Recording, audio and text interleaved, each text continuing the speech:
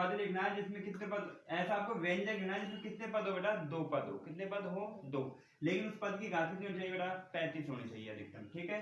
दूसरा क्या बोल रहा है, आपको एक ही पद लिखना है लेकिन उसकी घात कितनी होनी चाहिए, 100 होनी चाहिए। तो देखो बेटा, जैसे मान लो मैं यहाँ पे लिख रहा हूँ x प्लस 2 लिख दिया। क्या लिख दिया, x प्लस 2।